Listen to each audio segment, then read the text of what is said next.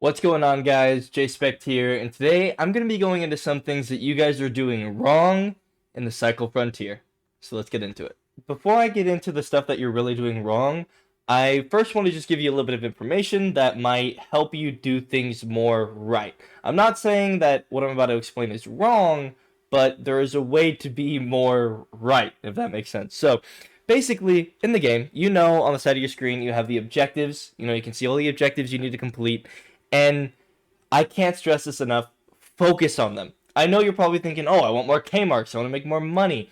Yes, you will make money by doing these tasks. You don't need to be going to the shore. I mean the falls. You can just run the normal map. Get your tasks done. Go to the areas that you need to go to. Get those early tasks done. It'll make you quite a bit of money, and it'll just help in the long run.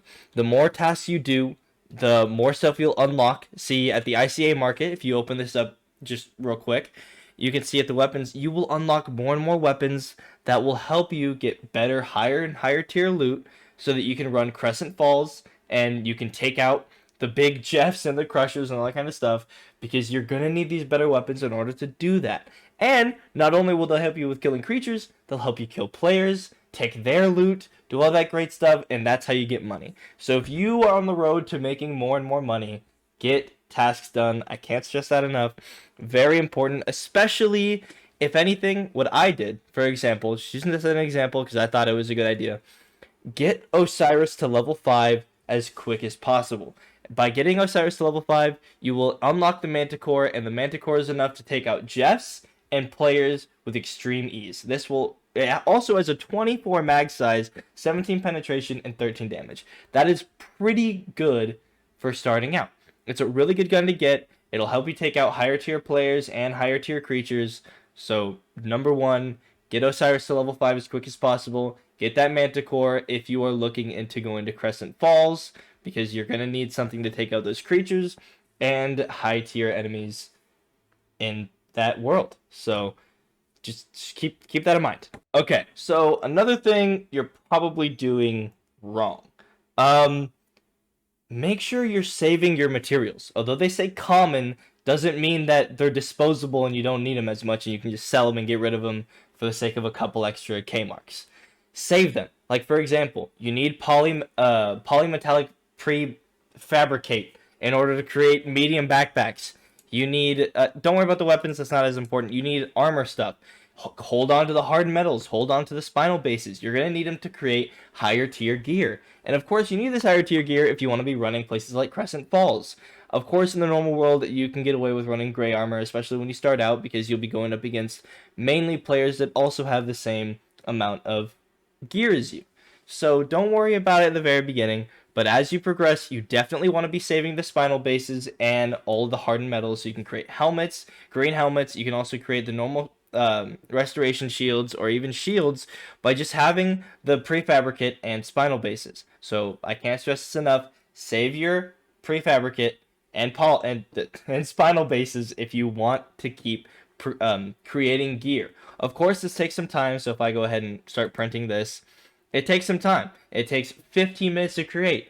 And that's another thing I want to get into. Always make sure you have stuff to be crafting. You want to be creating this gear. You want to have this gear because it's really upsetting when you just die in a run and you open up your inventory and you have only gray gear, especially when you are a little further and you feel like you require higher tier gear in order to make it out alive in your next run. So keep that in mind, that you want to keep these things on your shelves. You want to have these. You want to have tons of these to keep crafting and using to create higher tier gear, as well as backpacks. You don't want to be using gray backpacks. The gray backpacks only have 200 capacity when it comes to weight, and it's not enough. It is truly not enough. This extra 50 weight alone will help you so much, because you're already like consuming 100 weight when you're bringing a bunch of heals and you're bringing your ammunition for your gun. That already takes up quite a bit of weight.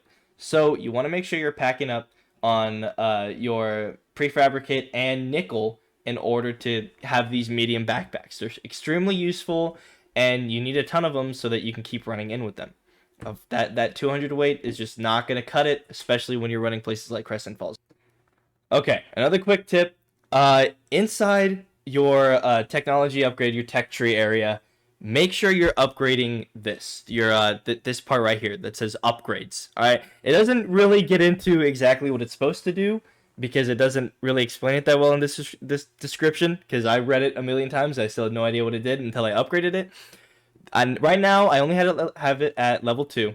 But if you open your generators, or any of them, it doesn't really matter, you can see that I now have this level 2 area unlocked, meaning I can advance onto upgrading to these level 2 areas. Of course, this is not something you really need to stress and get super early, because you are going to have to upgrade these things quite a few times before you can even unlock a level 2. But regardless, you are going to need it eventually, so upgrade that and always have the materials around. And on the topic of materials, you need to keep any material around.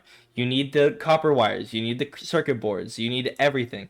You need fusion cartridges, flawed Valesite, you need uncommon data drives, more copper wires. A lot of these are really repetitive, but you need them.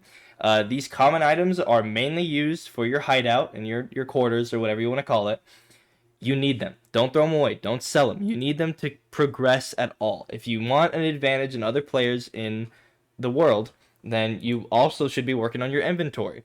If you look at your pockets, you want to be upgrading your pockets so you can shove more shit up your ass. You want to shove shit up your ass. That's what I'm trying to say. You want more room to put it in your butt. And by butt, I mean your safe pockets. Because that's guaranteeing items that are going to go home with you regardless of if you die or not. Also, what's amazing about these is if I go ahead and open my inventory, right, my safe pockets do not count to my backpack capacity. So if I hold on, let me take these out real quick. I don't even have room in my inventory, whatever. As you can see, 76.4. I can move this altered nickel into my pocket and it takes it out. So not only is this helping you carry things and save them, it's also giving you a little bit extra room on your character that you can use to whatever you want to use it for. So keep that in mind too.